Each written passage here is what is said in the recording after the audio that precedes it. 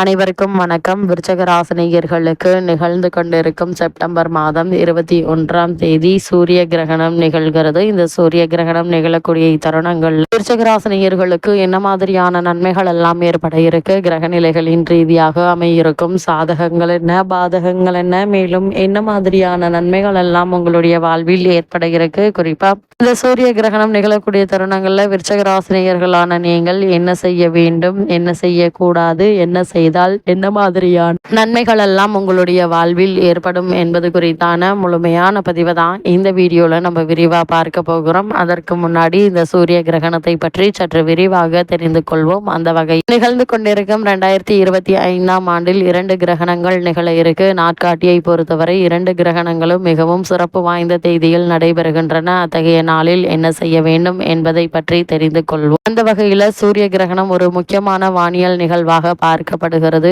இது இந்து மதம் மற்றும் ஜோதிடத்திலும் மிகுந்த முக்கியத்துவம் வாய்ந்ததாக கருதப்படுகிறது. சூரிய கிரகணம், சந்திர கிரகணம் சாஸ்திரங்கள் பல விதிமுறைகளை கூறுகின்றன. அந்த வகையில் சூரிய கிரகணம் என்பது பூமிக்கும் சூரியனுக்கும் இடையில் முழுமையாகவோ அல்லது பகுதியாகவோ சந்திரன் வரும் ஒரு வானியல் நிகழ்வு ஆகும். வானியல் நிகழ்வு ஒரு காட்சி மட்டும் அல்ல, உலகின் பல்வேறு பகுதிகளில் கலாச்சார, அறிவியல் மற்றும் வானியல் முக்கியத்துவத்தையும் கொண்டுள்ளது. அந்த வகையில் வரும் 2025ஆம் ஆண்டில் 2 சூரிய கிரகணங்கள் நிகழ இருக்கு. இது ஒரு மத கண்ணோட்டத்தில் மிகுந்த முக்கியத்துவம் வாய்ந்தது. முதலில் 2 கிரகணங்களும் பகுதி கிரகணங்களாக இருக்கும் என்பதை தெரிந்து கொள்ளுங்கள். அந்த வகையில் 2025ஆம் ஆண்டு கிரகணம் பற்றி நீங்கள் தெரிந்து கொள்ள விஷயங்கள் என்ன என்று பார்க்கும்போது, செப்டம்பர் மாதம் 21ஆம் தேதி அன்று நிகழ இருக்கும் சூரிய கிரகணம் இந்த ஆண்டினுடைய 2வது பகுதி சூரிய கிரகணமாக இருக்குங்க. இந்த கிரகணம் இரவு 11 மணிக்கு தொடங்கி அதிகாலை 4 மணி வரை நீடிக்க இருக்கு. இந்த கிரகணமும் இந்தியாவிலும் தென்படாது. இந்த கிரகணம் ஆஸ்திரேலியா, அண்டார்டிகா, பசிபிக் பெருங்கடல், அட்லாண்டிக் பெருங்கடல்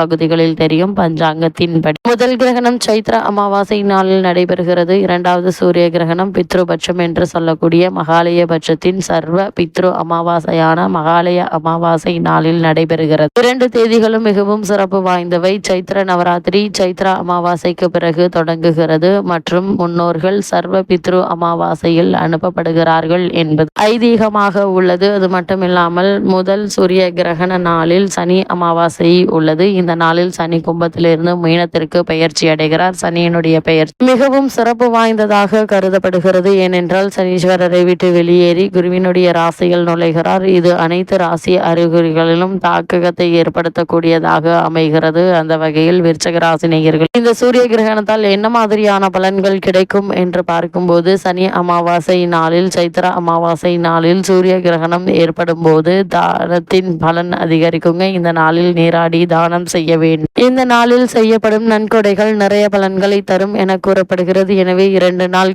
கிரகணத்துடன் ஏழைகளுக்கு உங்களால் முடிந்த நன்கொடைகளை வழங்குவதன் மூலமாக பல நன்மைகள் ஏற்படும். அது மட்டுமில்லாமல் இத்தருணங்கள்ல குறிப்பாக செப்டம்பர் 22ஆம் தேதி அன்று காலையில் எழுந்ததும் குளித்து விட வேண்டும். கல் உப்பு, மஞ்சள், வேப்பிலை கலந்த நீரில் குளிப்பது மேலும் சிறப்பு. அதே போல கல் உப்பு, மஞ்சள் கலந்த நீரால் வீடு மற்றும் பூஜை அறையை சுத்தம் செய்ய வேண்டும். கல் உப்பு, மஞ்சள் கலந்த நீரை வீடு முழுவதும் தெளித்து விட வேண்டும். அதே போல் வீட்டில் உள்ள சாமி படங்களை மஞ்சள் கலந்த நீரால் துடைத்து விட்டு வீட்டில் ஏதாவது தீர்த்தம் இருந்தால் பூஜை அறையில் தெளித்து விடலாம். பூஜை அறையையும் வீட்டையும் புனிதமாக்கிய பிறகு வீட்டில் உள்ள தெய்வங்களுக்கு நெய்வேத்தியம் படைத்து வழிபட வேண்டும்.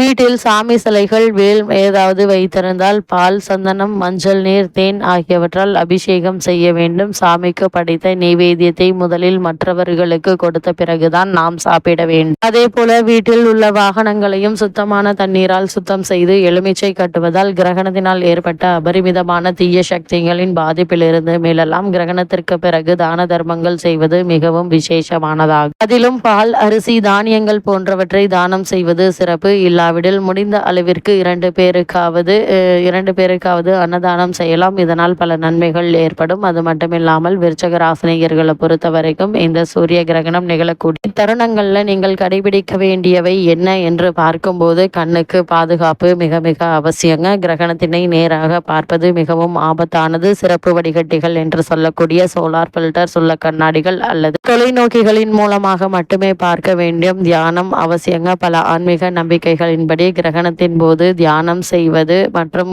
மாந்திரங்களை ஜபிப்பது ஆன்மீக சக்தியை அதிகரிக்கும் என கூறப்படுகிறது. வீட்டில் இருக்க வேண்டும். தேவையற்ற பயணங்களை தவிர்க்க வேண்டும். கிரகணத்தின் போது அதிக அளவு வெளியில் இருப்பதை தவிர்க்க வேண்டும். அதேபோல் உணவுகளை மூடி வைத்து பாதுகாக்க வேண்டும். கிரகணத்தின் போது உணவுப் பொருட்கள் கெடக்கூடும் என்பதால் அவற்றை மூடப்பட்ட உரை மூடிய பானைகள் வைத்திருப்பது அவசியங்க. சிலர் துளசி இலையை அல்லது தர்ப்பை பொருட்களை உணவில் வைப்பது வழக்கமாக கொண்டுள்ளனர். அதேபோல் கிரகணத்திற்கு பிறகு தூய்மையாக குளிக்க வேண்டும். கிரகண நேரத்திற்கு பிறகு பரிசுத்தமாக குளித்துவிட்டு வீட்டின் சூழ்நிலையை தூய்மைப்படுத்துவதே நல்லது. சாத்விக உணவுகளை சாப்பிடலாம். அதாவது கிரகண நேரத்தில் முதியவர்கள், குழந்தைகள், கர்ப்பிணி பெண்கள் உணவு சாப்பிட வேண்டும் என்பவர்கள் பழங்கள், காய்கறிகள், தானியங்கள், நட்ஸ், பால் பொருட்கள் ஆகியவற்றை சாப்பிடலாம். அதே போல் விருச்சிக ராசினியர்கள் இந்த சூரிய கிரகணம் நிகழக்கூடிய தருணங்களில் நீங்கள் தவிர்க்க வேண்டியவை என்ன என்று பார்க்கும்போது, நேரடியாக கிரகணத்தை பார்க்க வேண்டாம். சூரியனை நேரடியாக பார்ப்பது தவிர்க்க வேண்டும். இதனால் கண்களுக்கு பாதிப்பு ஏற்பட வாய்ப்புகள் உள்ளது. கர்ப்பிணி பெண்கள் தவிர்க்க வேண்டியவை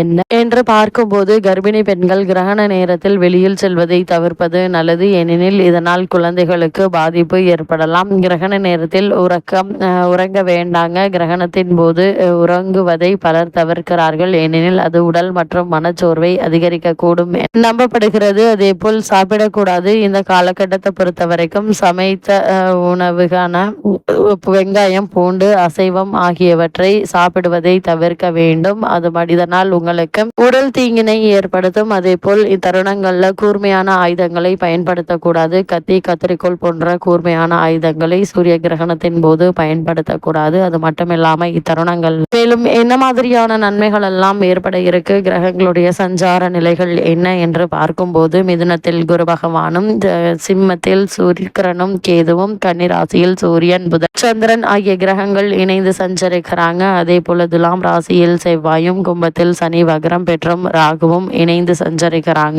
கிரகங்களுடைய சஞ்சார நிலைகளின் காரணமாக விருச்சிக ராசினியர்களுக்கு மேலும் என்ன மாதிரியான நன்மைகள் எல்லாம் உங்களுடைய வாழ்வில் ஏற்பட இருக்கு என்று பார்க்கும்போது, உங்களுடைய ராசிக்கு விரயஸ்தானத்திற்கு அதிபதியான சுக்கிரன் 9 மற்றும் 10 சஞ்சரிப்பது சிறப்பான பலனை தரக்கூடிய ஒரு கிரக சஞ்சாரம் என்றுதாங்க சொல்ல வேண்டும். இதனால் தொழில் வளர்ச்சி அதிகரிக்குங்க. வாழ்க்கை துணையால் ஆதாயம் உண்டு. ஏதோ ஒரு வகையில் வருமானம் அதிகரிக்கும். பொது வாழ்வில் கௌரவம் கிடைக்குங்க. அதே போல் தொழில் விஸ்தரிப்பு பணிகள் ஈடுபட இருக்கீங்க. 11 புதன் உச்சம் பெறுவதால் லாபம் கிடைக்குங்க. தகவல் தொழில்நுட்ப துறையில் உள்ளவர்களுக்கு புதிய சந்தர்ப்பங்கள் கிடைக்க இருக்கு. வேலை செய்யும் இடத்தில் மேலதிகாரிகள் பாராட்டப்பட இருக்கீங்க. மறைமுகமான சில நன்மைகள் உங்களை தேடி வரக்கூடிய ஒரு தருணம் என்றுதாங்க சொல்ல வேண்டும். கணவன் மனைவி உறவுகள்ல கருத்து வேறுபாடுகள் ஏற்பட்டாலும் கட்டுக்குள் இருக்கும் என்பதால் நீங்கள் கவலைப்பட வேண்டாங்க. அது மட்டும் இல்லாம மேலும் என்ன மாதிரியான விஷயங்களை நீங்கள் கவனமாக இருக்க வேண்டும் என்று பார்க்கும்போது, விரயத்தில் செவ்வாய் இருப்பதால் சில பிரச்சனைகள் வருவதை தவிர்க்க முடியாது. எதிலும் அவசரப்பட வேண்டாம். அஷ்டம குரு என்பதால எதையும் சிந்தித்து பேச வேண்டும். ஆடம்பர செலவுகள் குறைத்து கொள்ள வேண்டுங்க. சனி பகவான் ராகுவோடு இணைந்து இருப்பது நற்பலன்களை தராது. வண்டி வாகனங்கள்ல